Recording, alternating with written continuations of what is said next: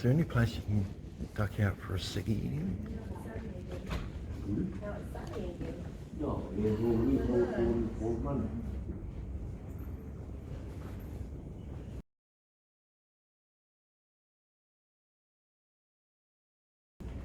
They don't have a smoker's deck out here anywhere, do they? Unfortunately not. No,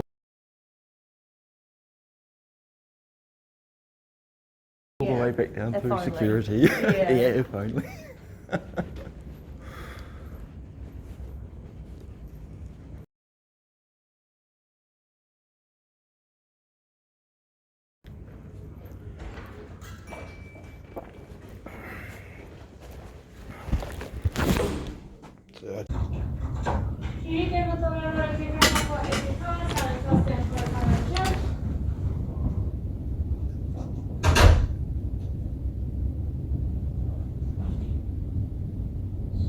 Now, please be seated. The district court is now open. Calling the matter, Journey Finance versus Herslip. Thank you.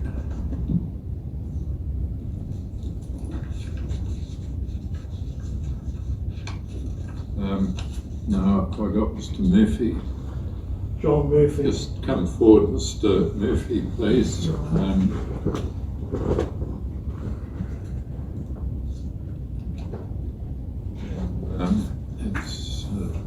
It's Miss Fuyava, sir. Thank you, sir.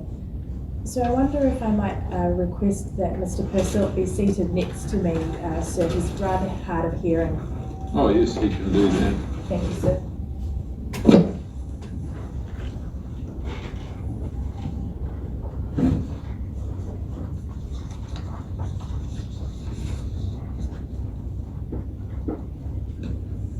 Right, well, Mr. Murphy, I have your submission. Did you want to address that? Yes, Your Honour. Have you read the submissions? Yes, I have. I would just like to refer to the relevant facts in those submissions, and those are the previous decisions made by the Auckland branch of the Motor Vehicle Dealers Tribunal. Who made those decisions? By Mr. Brett Carter. Were they all made by him? One was made by the other adjudicator in the tribunal, but it was an Auckland hearing.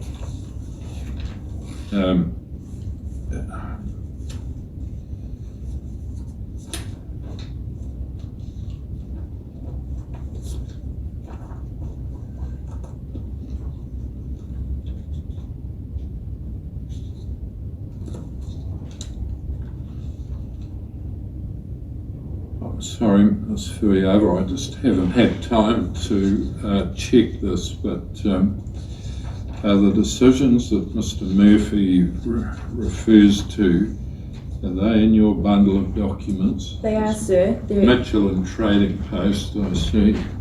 They should be at tab 8, 9 and 10, sir. And I believe they are all decisions of the adjudicator Carter, sir. They're all Mr. Carter's. Correct, sir. That's what I believe. Yes, all right, thank you.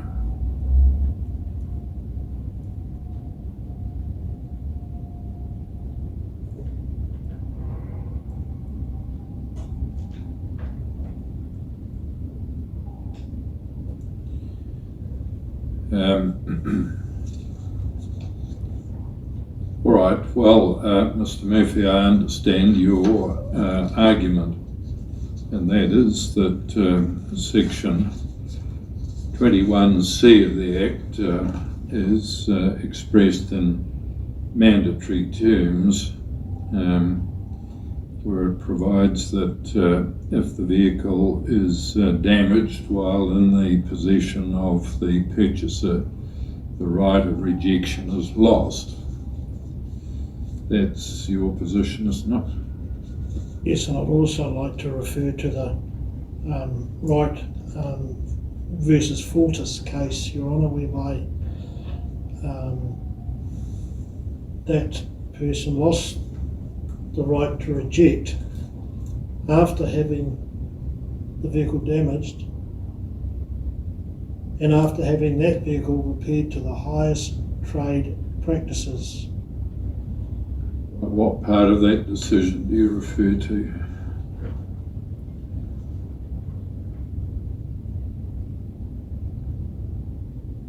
Section 20. I'm inclined to agree with Mrs. Wright that she would have been entitled to reject the vehicle because of its failure to comply with description for the purposes of Section 21B of the Consumer Guarantees Act. The vehicle departs in significant respect from its decision and its description.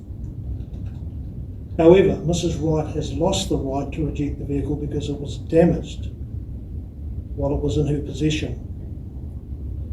Section 20 of the Consumer Guarantees Act sets out the circumstances in which a purchaser loses the right to reject the vehicle. That clause, Your Honour, is Section 21C of the CGA, whereby Mr. Carter was satisfied that the vehicle had been damaged since it was sold to Mrs. Mitchell. The vehicle had minor damage to its front bumper, but it was still rejected on the fact that the car had been repaired and she'd lost the right to reject the goods. And the accident was whereby she was having the car serviced by Home Tune. The employee of Home Tune reversed into the vehicle, damaging the right front of the vehicle. Mrs. Wright advises that the damage was minor and mostly to the front bumper and has since been repaired by a panel beater. Although the damage has been easily and inexpensively rectified, Mr. Carter was satisfied for the purposes of Section 21C of the CGA. Mrs. Wright has lost the right to reject the vehicle. The vehicle was damaged after delivery to Mrs. Wright for reasons not related to the state or condition at the time of supply. The subsequent repair of the damage does not re-establish Mrs. Wright's right to reject the vehicle. I consider that Section 21C of the Consumer Guarantees Act is clear and the right to reject the vehicle is inadvertently lost when damage occurs. And there's no suggestion in the CGA that the right to reject can then be resurrected if the damage is repaired. Accordingly, Section 20C of the Consumer Guarantees Act, Mrs. Wright has lost the right to reject the vehicle. Her application to reject the vehicle under the Consumer Guarantees Act must therefore be dismissed. Mrs. Wright will undoubtedly consider this aspect of the decision to be harsh, given the relatively minor damage compared to the value of the vehicle. However, I have no discretion under Section 21C of the CGA once I am satisfied that the vehicle has been damaged while in Mrs. Wright's possession. I have no option but to conclude that she has lost the right to reject the vehicle.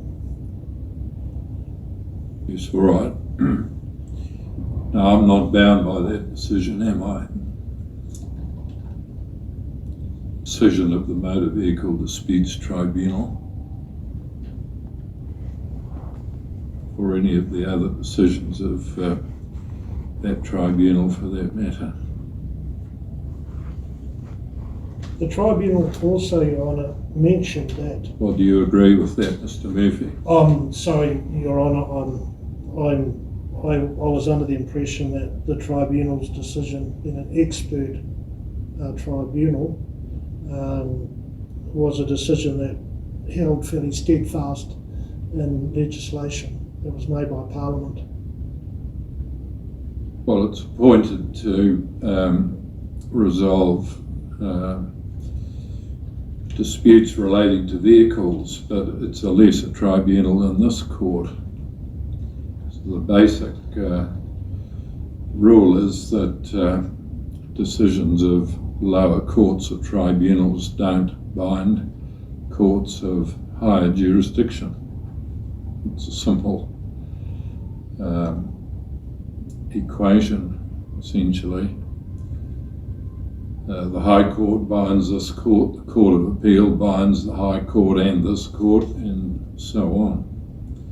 So I just want it clear that this court's not bound by decisions of the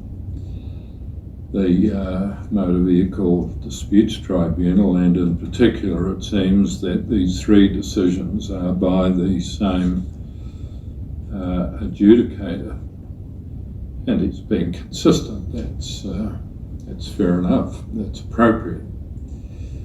So is it your case that even although there is a right to reject a vehicle because it is not of appropriate quality,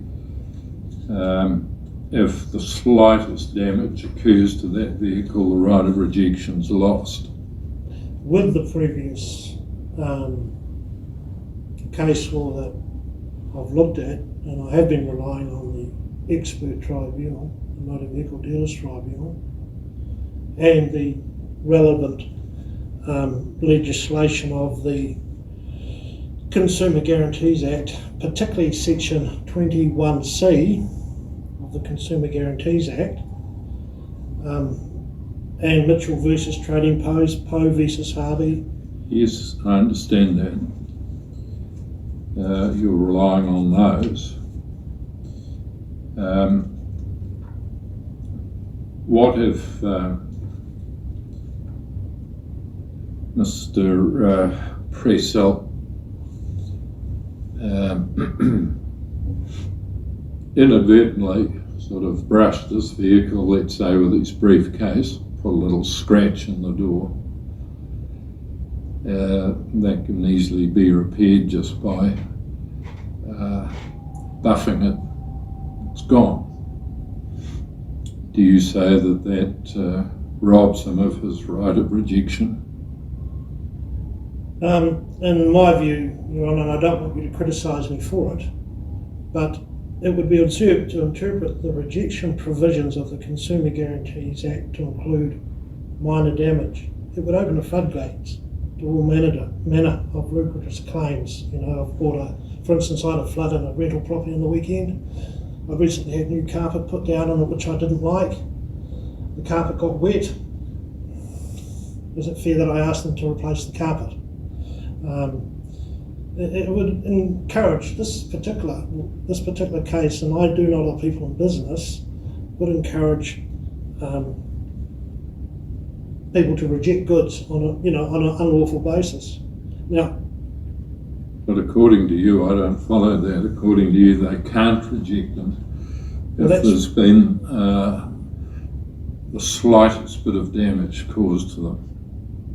Yes, and particularly with an expensive piece of merchandise such as a Mercedes-Benz like this, I have a photograph of the damage, and I can assure you, Your Honour, it isn't a slight touch of a briefcase. Well, I'm bound by the findings of fact of the tribunal, so I can't look at new evidence on not a problem, Your Honour. appeal. And we've had an earlier hearing about whether or not you were going to call further evidence, and I think you made the decision not to, and that I'm comfortable with that decision. Claimed that the decision of the tribunal was wrong in any event. Do you have any definitions of the word damage? Now, the tribunal in this case are calling it ordinary wear and tear. is their wording in their decision. Now, in this case, it cannot be considered to include damaged. Ordinary wear and tear cannot include damage caused by an accident, which is caused by the owner having an accident through his carelessness or recklessness. Or what about a scrape to the wheel? Forget the word. What is it? Fair wear and tear. The wheel hub. You're calling that fair wear and tear? No. Well, do you agree that's fair wear and tear? Absolutely not. That's damage, Your Honour. That's So, caused by the negligence of the driver and the carelessness. And that's not ordinary fair wear and tear. I'd acknowledge a tyre wearing out after a specific period of time. Perhaps the brake pad's wearing out. But in this instance, we've got a gentleman who's, I don't want to upset the guy, but through carelessness or recklessness has hit the curb and significantly damaged the wheel and pulled the front bumper off. well, that's not what the tribunal found. The tribunal found, Your Honour, that it was ordinary wear and tear. Yes, it did. And my argument is that it's not ordinary wear and tear. It's caused by an accident which is attributed to the operator of the vehicle. And in my view, that alone entitles, disqualifies the gentleman, along with the decisions that have been made by the head, Mr. Brett Carter, the head of the Motor Vehicle Dealers Tribunal, the head of the Motor Vehicle Dealers Tribunal. Well, I'm not bound by any of Okay. his decisions. I understand that, Your Honour, but I have to come to this court with some form of legislation to back my appeal. I've got no other choice but to use these. And I will respect your decision, but Well, you see, you've got two. You've got this decision from Mr. McHerron, who's the adjudicator here, and he says, I am not satisfied that it is sufficient to amount to damage for the purposes of section 21C.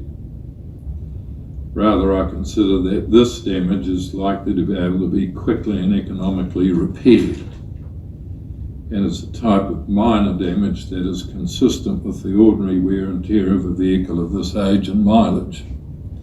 Now, that's quite the converse of the earlier decision of Mr. Carter, where the lady had the vehicle repaired. As I understand it, there was no indication of any loss of value of the vehicle. But Mr. Carter has interpreted the relevant section as mandatory. And your submission is that if there's the slightest bit of damage, however caused, then that's it, the right of rejection's lost. Because that's your submission, isn't it? Your Honour, we looked at the interpretation of the Consumer Guarantees Act, and with respect, Your Honour, we also looked at the rules of this particular tribunal on the interpretation of Section 20. They have no right to alleviate from Section 20, Your Honour. It's quite clear. It's written by Parliament. Damage is damage. This adjudicator tried to call it ordinary wear and tear. It wasn't. It was caused by an accident through the carelessness or recklessness of this gentleman or whoever was operating the vehicle at the time. And I don't want to go on about the Wright versus Fortis,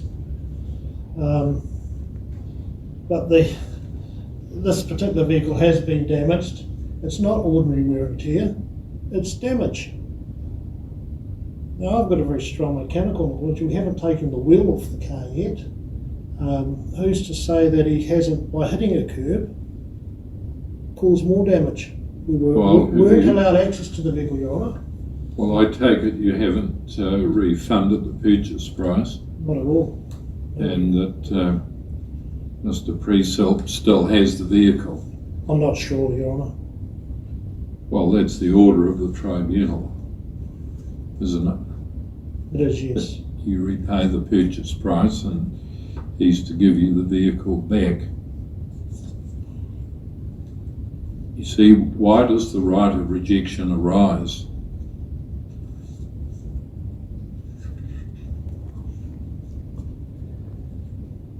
There's something wrong with the vehicle. If there is, Your Honour, It's we've not- repeated. It's not supplied in a state that complies with the Consumer Guarantees Act. That has been repaired, Your Honour. We complied Well, with the CGA. The tribunal didn't accept that, did it? Because it held that Mr. Preselp was entitled to reject the vehicle because of the ongoing problems with it.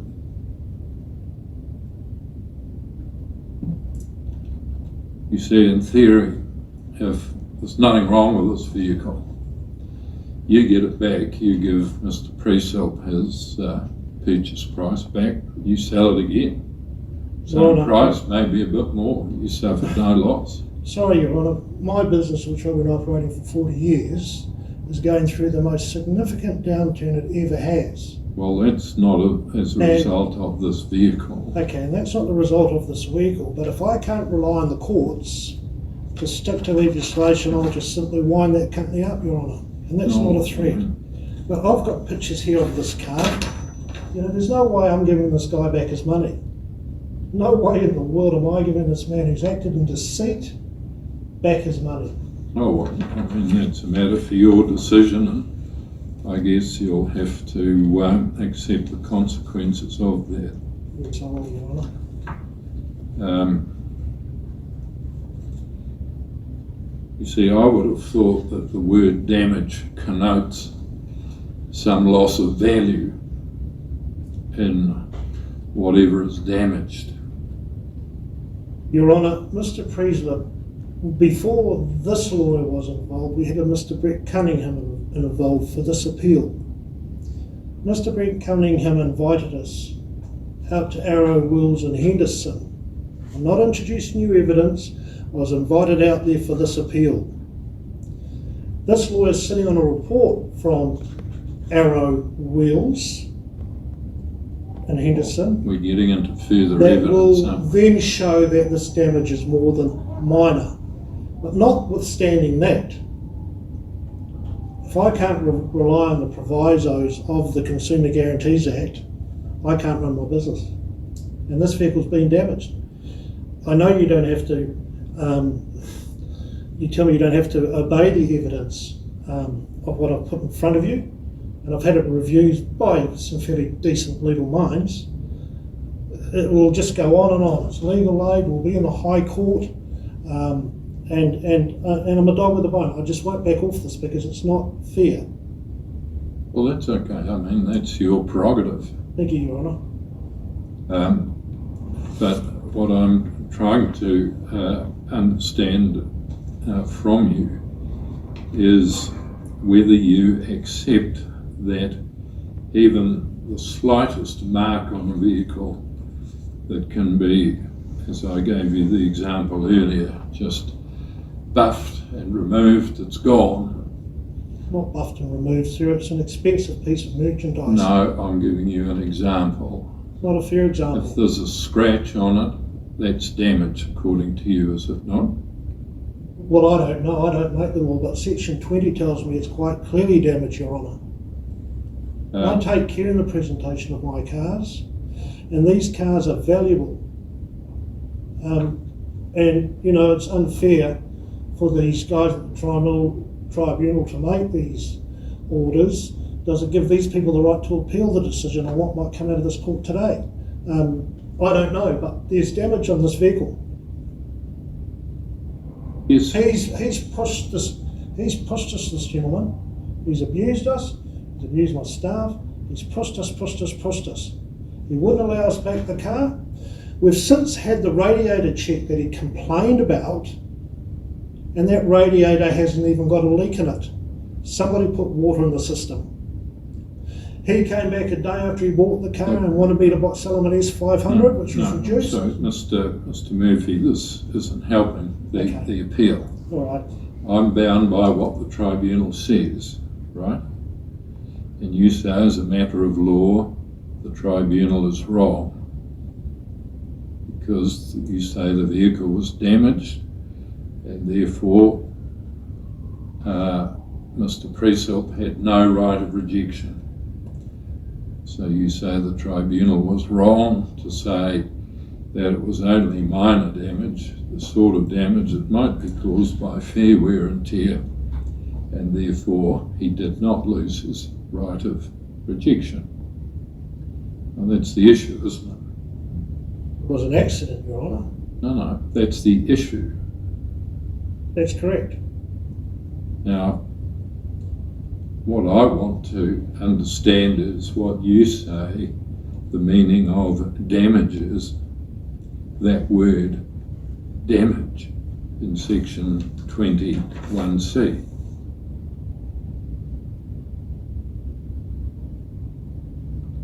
Don't help me up a photo. I want you to tell me what you say the word damage means Damage in this instance, Your Honour, is section.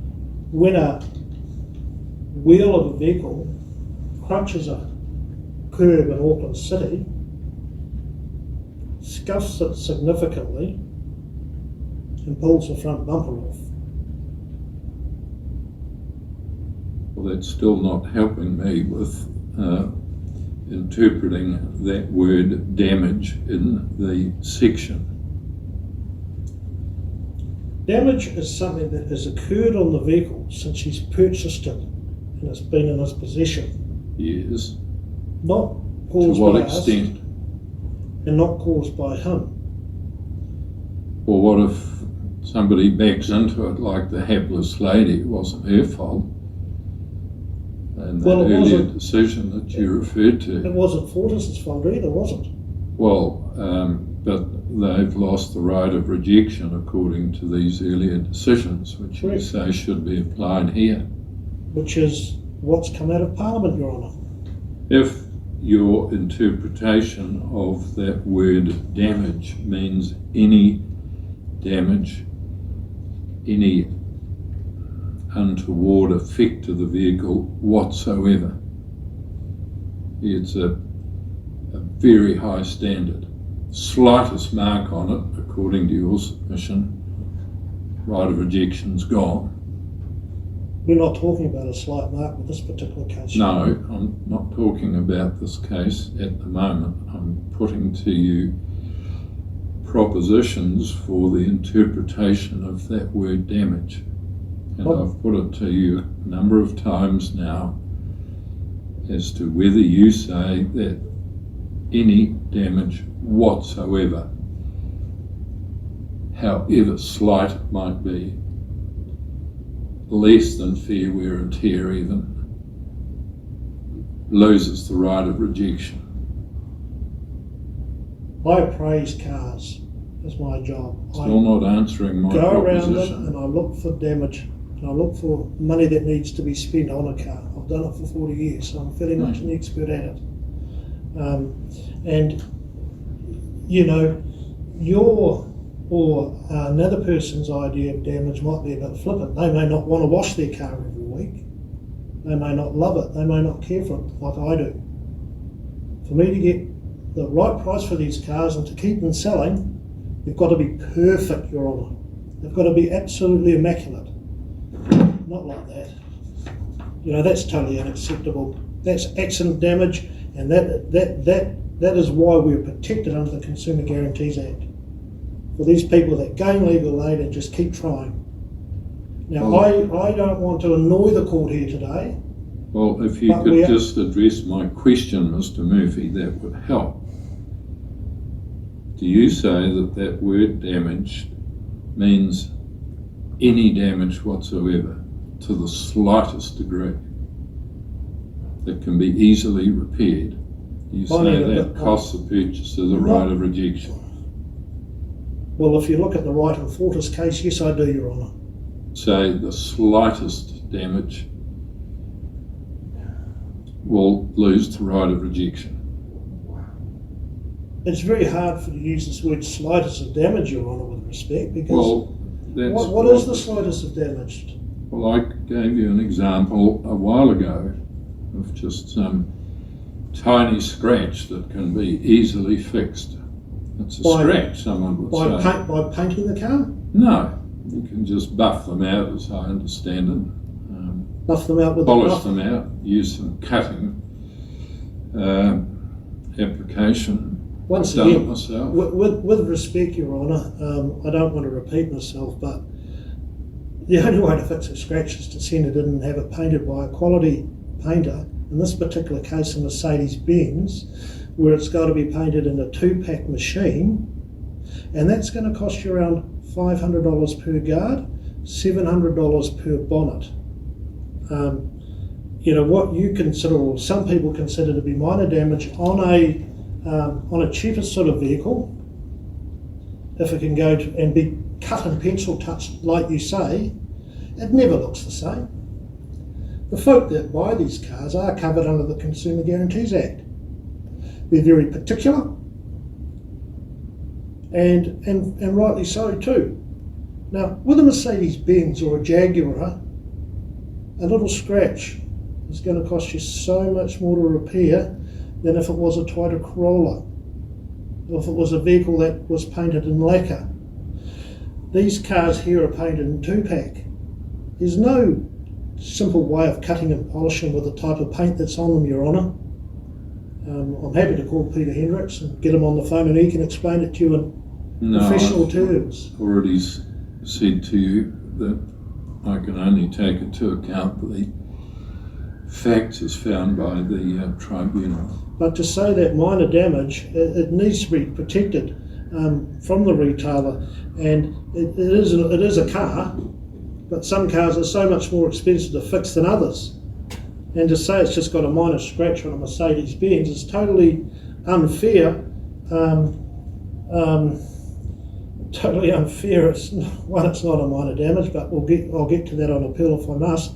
But the car, to repair these vehicles, both to service them and both to repair the damage on them, on the body, etc., is significantly more than if it was a cheaper car. Now, my yard in Green Lane has been there for 40 years, and we pride ourselves on selling approximately 20 to 25 cars a month, and quite a lot of those cars are budget cars. They're cars that are under $5,000. They would, if they were damaged, Your Honour, we would pencil touch them, and what we'd do is we'd brass sew the paint. We would then go to the paint shop and we'd get some paint to match it. If it was a white car or if it was a red car. Now, what we're talking about here is a platinum black Mercedes-Benz that's painted in 2-pack. It's a procedure which means that it's got to be completely masked and it's got to be put in a bake machine. So yes, a minor scratch on this particular type of vehicle is considered to be damage. Likewise, if they have a stone in the windscreen, it's damage. I can then go back to not me, but what the reasonable consumer would expect of a big chunk out of the wheel of his Mercedes-Benz when I went to resell it again. I can assure you, Your Honour, that we will not be selling it for a lot more money or any more money like you suggested. In this particular market, I'd say we'll be selling it for $5,000 less. Oh, well, I don't know, Mr. Okay, Murphy. so why would I want to drag these cars halfway around the world, repair the defects from this particular gentleman? Both myself and staff take nothing but abuse from the guy, threats of suing me, etc., etc.,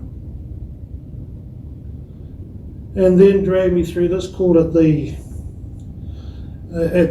taxpayer's expense, and then find out that he's trying to argue over damage.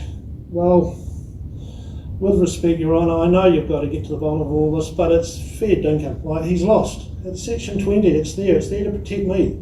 All right. Well, I'm sorry, but it's the way I feel, and I feel very strongly about it. well, I understand your position. Yeah. So you just say that the I don't tribunal wanna got it wrong because Yeah, and I don't want to be horrible to the any police damage here. whatsoever costs the right of rejection. Well, Okay? we could argue this. Well, no. As an expert as I am with cars, I could argue it because I could simply say that, yes, if I had a Toyota Corolla on my car yard, and quite often the bumpers get scuffed in the corner, you can quite successfully cut them, brasso them, pencil touch them, All right. and then Well, simonise them. we've Now, is that discussed that. unreasonable to accept that that's not damage? I think that's acceptable in my view. But that's something we've got to argue on each individual case. Anyway, Your Honour, that's my position.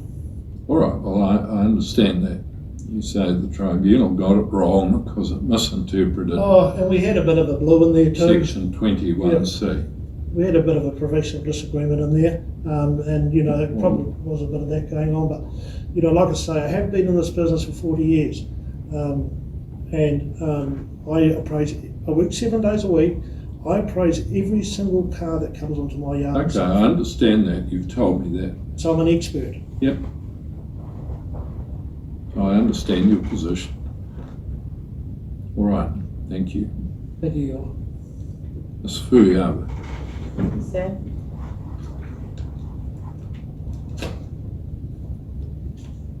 So the respondent's position is that the tribunal correctly assessed the minor damage of this vehicle as fair wear and tear, and that Mr. Purcell did not lose his right to reject the vehicle.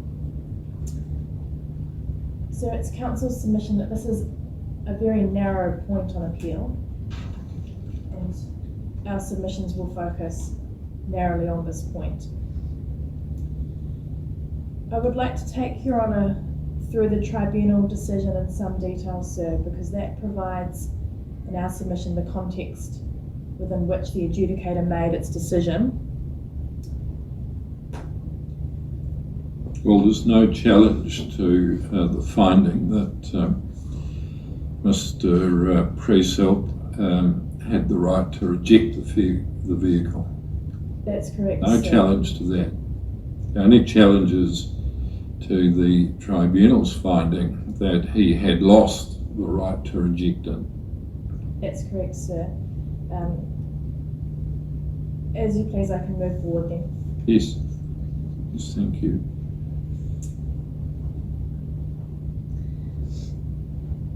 So the key finding of the adjudicator was at paragraph 48 of the decision, which is at tab 5 of the bundle of documents at page 45, sir. In paragraph 48, it says there, Mr. Purcell accepted that he has caused a small scrape to the left front wheel, and as a result of contact with the curb while parking the vehicle. After the tribunal requested him to do so, Mr. Purcell provided photos showing minor damage to the front left tyre and a minor scrape to the wheel.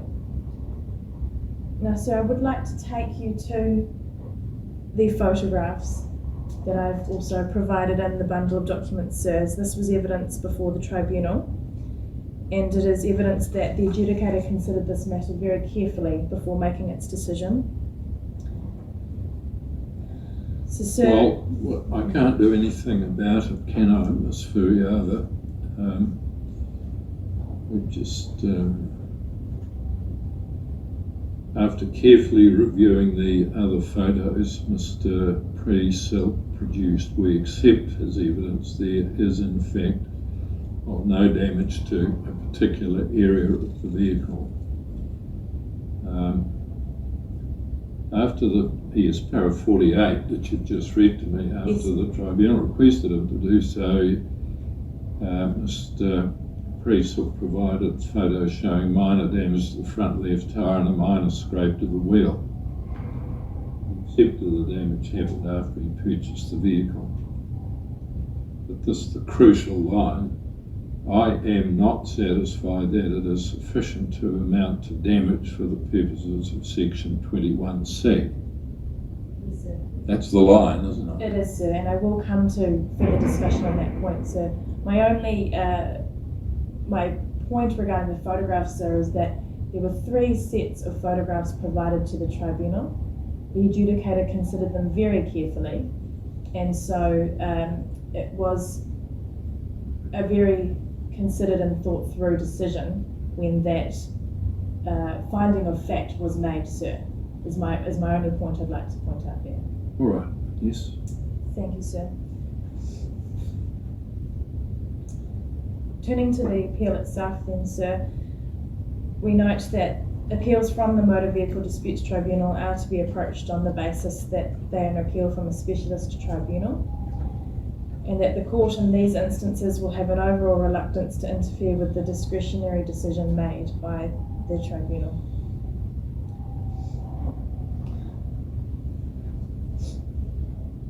So Section 20 of the Consumer Guarantees Act is fairly straightforward. If the goods were damaged after delivery to the consumer for reasons not related to their state or condition at the time of supply, the customer loses its right to reject those goods. So I'm at my council's submissions at paragraph 25 now. So, Yes, thank you. so turning to the particular point Your Honour has identified regarding the damage as against ordinary wear and tear. His council's submission that in this case the tribunal has made a proper distinction between damage that would qualify pursuant to section 21C of the Act and ordinary wear and tear. Included in paragraph 26 of my submissions now, so included in the tribunal's assessment is the cost of any repairs and type of vehicle, including its age and mileage. This, is my submission, indicates there is a threshold for the damage to be considered sufficient in order that a purchaser may lose the right to reject the vehicle. And this is to be distinguished from ordinary wear and tear. So Your Honour was seeking a definition of the word damage from Mr. Murphy, sir. The Oxford Language Dictionary states damage is physical harm that impairs the usefulness or normal function of something. So that's not in my submission, sir.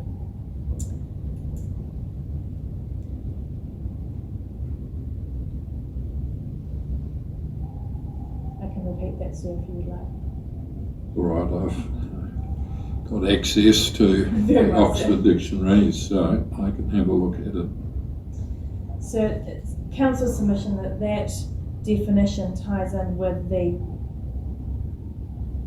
distinction between wear and tear, ordinary, fair or normal wear and tear, and damage. It is noted that the tribunal also relied on the expert assessor, Mr. Gregory, in coming to this conclusion. And so we're at the decision now, which is back to tab 5 of the bundle at paragraph 50, so we're still on page 45, sir, of the bundle of documents. And there the adjudicator, paragraph 50, states, overall in Mr. Gregory's view, there was no damage to the vehicle that required any repairs apart from the ordinary wear and tear damage to which I have referred to earlier. I accept Mr. Gregory's assessment of this matter. So that's evidence that an experienced adjudicator, along with the expert assessor, has considered this issue and made that assessment. So I have to say, in my research and preparing for this case, I could not find any district court authority dealing with this point. Only further decisions of the Motor Vehicle Disputes Tribunal, which you've rightly pointed out are not necessarily binding on this court. However, there are some other decisions of that tribunal that seem to refer to a distinction, or appear to refer to a distinction between ordinary wear and tear and damage for the purposes of section 21C of the Act. In these cases, I've included copies in the bundle of documents at tab 11 and 12, sir. And they actually happen to both be cases from the same adjudicator, Sir Carter. In these cases, both, in fact, these purchasers did lose the right to reject the vehicles, sir. But in both these cases, the damage was fairly significant. Paragraph 29 of my submissions, in Sing and Spot 1 Limited, the tribunal found that the vehicle had damage to its front bumper that was not present when it was sold to Mr. Singh. In this case, there was evidence showing significant scratching to the lower part of the front bumper and a 3 to 4 centimetre tear to the lower right of the bumper. I'll just turn to the bundle of documents, tab 11, sir. Page 96.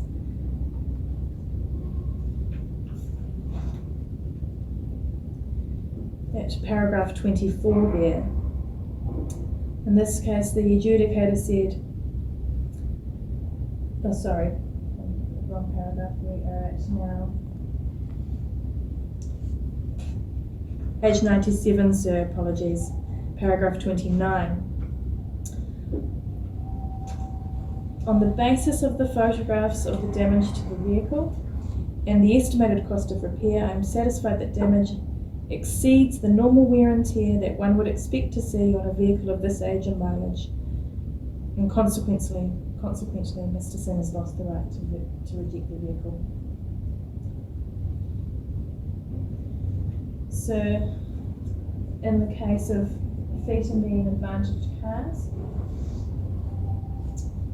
the tribunal accepted evidence of a scrape and a dent to the left side of the vehicle about 10 centimetres by 10 centimetres in size. Again, in that case, the tribunal concluded because the damage, so this is now at tab 12 of the bundle of documents, page 107, at the bottom there.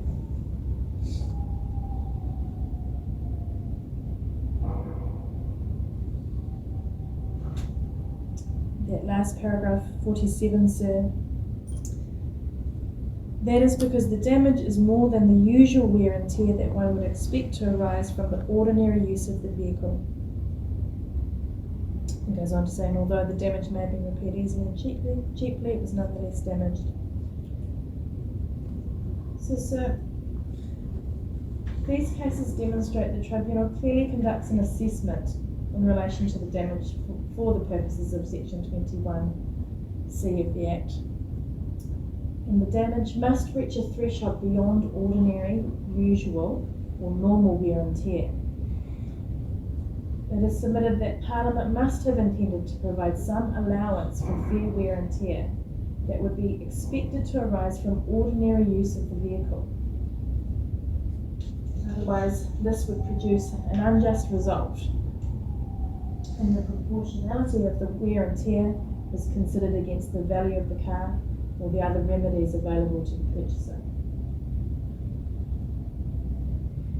In order for a purchaser to be entitled to reject under the Act, several steps must be satisfied. The opportunity to repair must be provided, and this must have failed, or alternatively, the failure must be of a substantial character. In Mr. Persop's case, both were satisfied, sir. To satisfy these steps and then be unable to reject the vehicle in the event where there was evidence of fair wear and tear cannot be the intention of the legislation enacted to protect the consumer.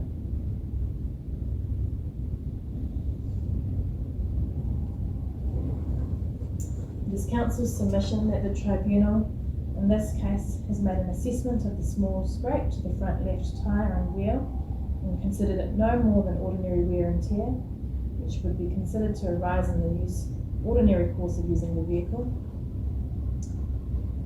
The tribunal is very experienced in assessing these matters. It is submitted the court should be slow to interfere with the adjudicator and specialist assessor's decision in this case, and it was open to that tribunal to assess that Mr. Purcell had not lost his right to reject the vehicle.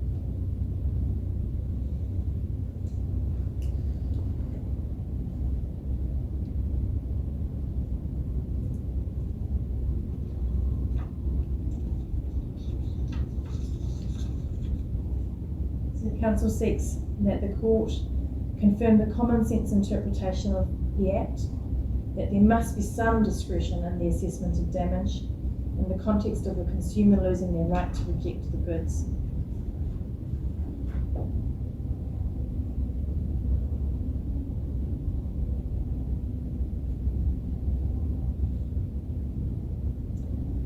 Your Honour, unless you have any further questions, I'll leave you with this. Well, no, Ms. Furiava, thank you. Now, Mr. Murphy, do you want to reply to Ms. Furiava's submissions? Yes, we need to. I'm just trying to get my head around this, Your Honour. I think it's important that we distinguish the difference between ordinary wear and tear to an accident or damage caused by the carelessness or negligence of the operator of the vehicle at the time. Now, I've seen this so-called tyre, which is expensive tyre to replace. If I was to go to NZTA in Sylvia Park, where I get my warrant of fitnesses from, and put the car through and say, well, the courts tell me that this tyre's okay, it's in keeping with ordinary wear and tear, they'd just turn around to me and they'd say, Mr. Murphy, that's damage. What are you up to? This is a safety issue here. My point, Your Honour, and I understand we're busy, we've got to get on with our lives, but this is not ordinary wear and tear.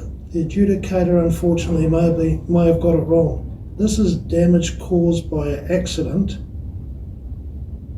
attributed by the owner's carelessness or recklessness, which in my view disqualifies any entitlement to reject the vehicle. And with respect to my learned friend here, the cases at Advantage Cars that she mentioned, you know, we're talking about a 3mm scratch. Well, I go back to my earlier submissions. Every car is appraised differently for the price it's sold for, type of vehicle it is, and what we'd expect the normal consumer to expect. This is a Mercedes-Benz which requires specialist paint finish and specialist panel beating. The tyre itself, well, they are $450 new to replace. So that alone would prove that it's not a minor accident, but then again, being the vendor, a minor damage, you know, to me, you know, is fairly serious, and that's why the provisos made by Parliament in the Act are there, in my view, Your Honour. I don't want you jumping over the portal at me, you know, I'm just trying to be reasonable. And being experienced in 40 years in this business, I spend tens of thousands of dollars extra in sorting these problems out. And this is one that we've dug in on, and we've got one other on at the moment that we're digging in on. I try and do the commercial right thing in these instances, but sometimes these people just won't leave you alone. We haven't got all day to explain the ins and outs of this case, but I'm saying, Your Honour, I consider that this is damage caused by an accident. It's not normal wear and tear, and it is a damage which is probably a bit more than a scratch. The tyre cost alone is significant. That is my submission, Your Honour. All right, well, thank you. Well, I'll reserve my decision. I want to read these authorities in more detail, having heard from you. So thank you both, and Ms. Furiava particularly, for getting these decisions together. So I'll let you have my decision just as soon as I can. This one opposes. All right, thank you. This court is adjourned. All stand.